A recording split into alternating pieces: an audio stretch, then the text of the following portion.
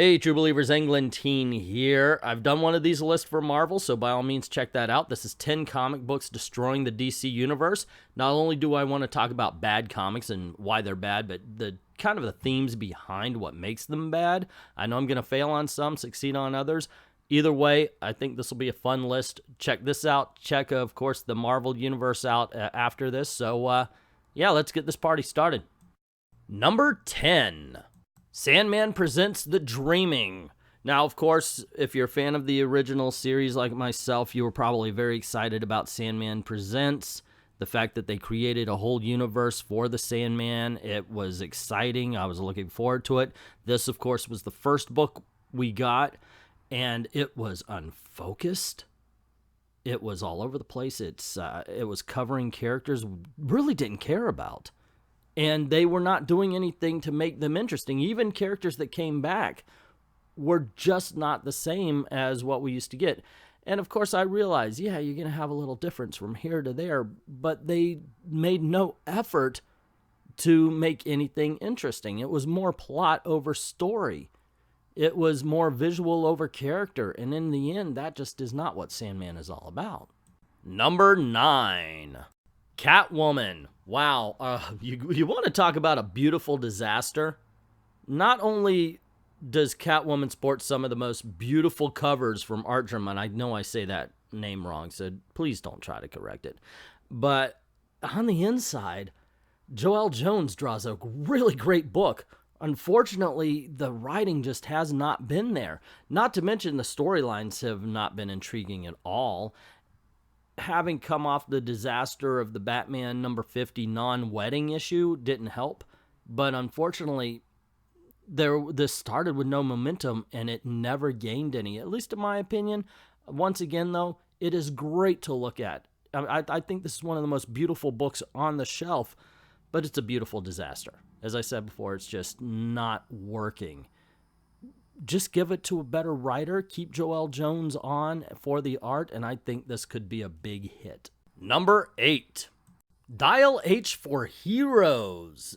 Man, I was trying to find the theme. Why is this as bad as it is?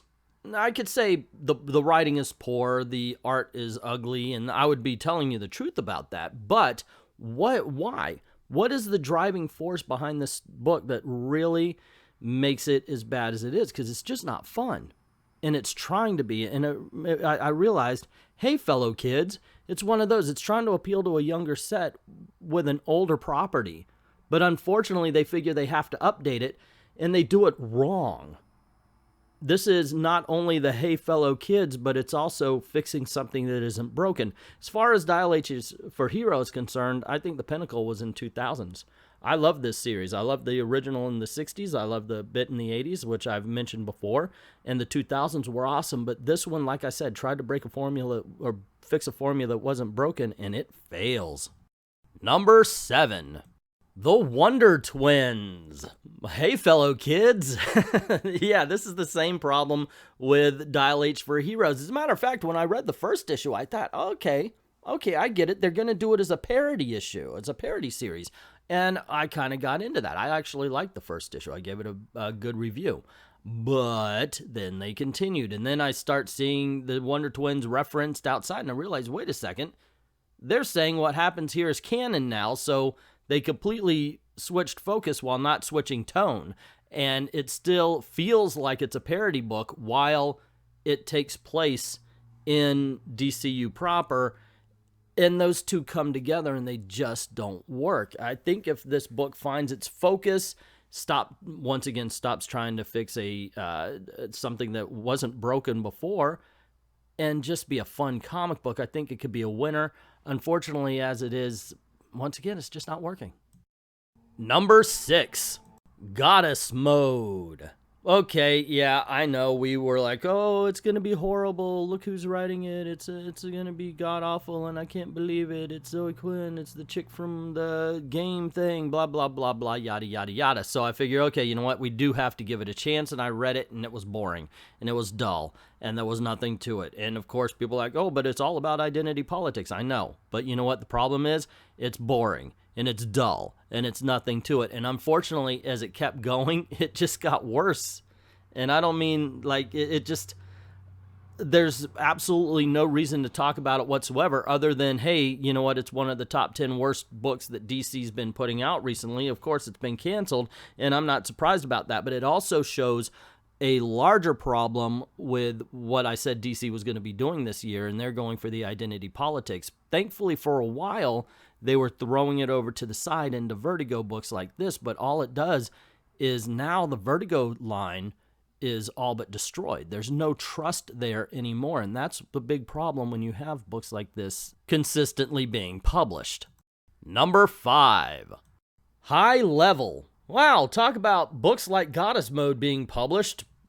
There's barely a difference. Well, okay, this one wants to be Alice in Wonderland. She goes to strange places, she meets strange people who put them in strange situations. Let's go to the next book. They're strange people, they're at a strange place, and they're put in strange situations. Hey, I got an idea. Next issue, why don't we have our protagonist go to a strange place where they can meet a strange character and get into a strange situation next issue? I think that would be kind of fun, except for, yeah, it's a very repetitive series so far with a character that is unlikable. And you could take away the fact that she's got that dumb haircut thing that, I'm telling you, it's the same thing as Goddess Mode. They're the same freaking character, ladies and gentlemen.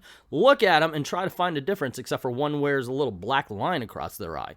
They are exactly the same character, which is the big problem when you have an entire writing staff with the same mindset. We see it in Marvel, we see it in DC Vertigo, and these two books are just evidence of it. Number 4. Pearl. This is one of Brian Michael Bendis' Jinx World, in my opinion, the worst of them. There were a whole bunch of them, except for, I think, what was it called? Murder versus the United States of America. That one was pretty good.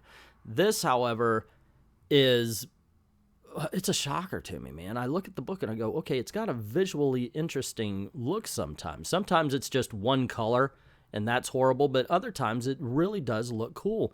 Except the story is so horrible. The dialogue is worse. My goodness gracious, we understand you like tattoos, but do you have to put the word tattoo in every word bubble? It's like it's inserted there even when it's not necessary. I see a good book within Pearl, and that's one of the reasons why I've got it so high, much higher on the list than Goddess Mode and High Level, because there's potential here that is not being met.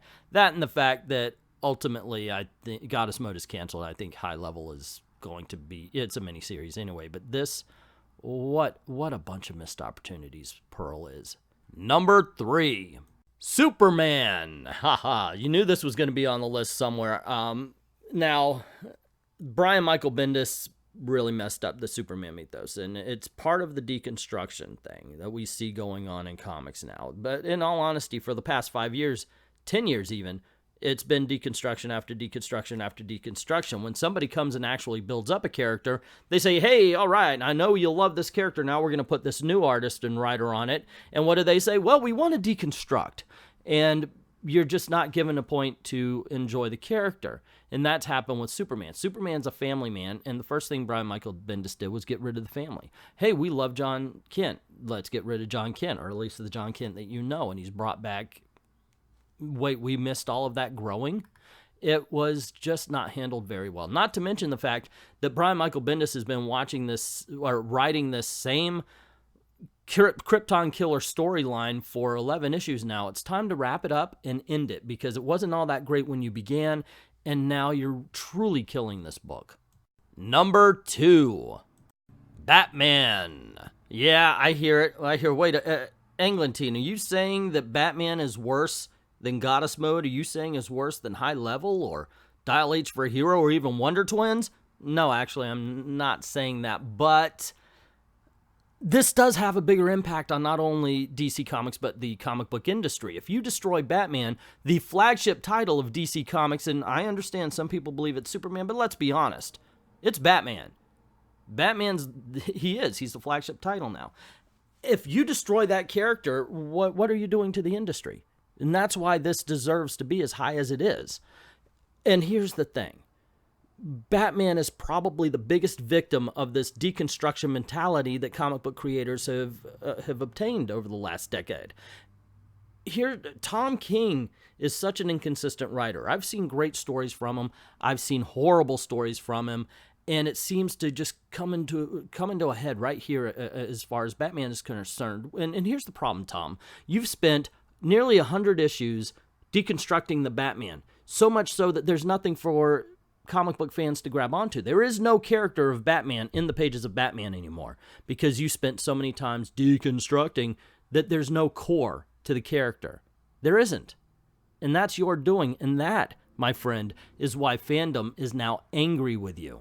And the #1 worst comic book that DC's producing, I can't say it really impacts DC Comics or the industry, but holy crap, is it bad? Female Furies. Okay, listen up. This is everything rolled into one. Okay, we're dealing with epic characters that they themselves should be their own massive crossover event. Unfortunately, though, this is the biggest example of a writer putting their own voice into characters, message coming before story, horrible art, and an incredible disrespecting of the characters involved.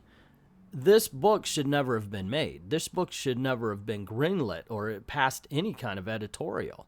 I don't know who's supposed to be watching the walls here, but they let the bad guys in.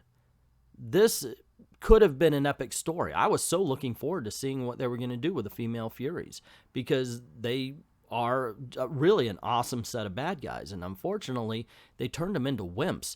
This is, at best, this is exactly what I've always said. Feminists see women as weak, and that is on full display here. The Female Furies are not as weak as they are portrayed in this comic book. They are supposed to be strong, and they are supposed to be scary, and unfortunately, we got none of that. So there you go, gang. That's my list of 10 books that are ruining DC Comics. What do you think? I looked over it again, and I was like, wow. Brian Michael Bendis has his fingers in a lot of really crappy pies. I'm talking about Sweeney Todd level of bad pie right here. It is just, it's a mess. When they hired him, I think that was the death knell for DC Comics, and hopefully they do a turnaround. But that's just my opinion. What is yours? What does your 10 worst DC Comics look like? Let me know in the comments below. Also, don't forget, click like, share, subscribe, and hit that notification bell if you enjoyed the video. If you have enjoyed the video, around about now, there should be something popping up saying, hey, come look at me. Go on ahead, click on one of those. Cool things happen around these parts. Hate for you to miss it. Also, don't forget to help out the channel. Go on over to Patreon or to Ko-Fi, drop $1 in the till, or we do have a new Amazon store. Go on over. If you see something that you like, buy it, and that helps out the channel as well. I'd like to thank everybody who's already done that, and to everyone, all of the true believers, thank you very, very much for watching.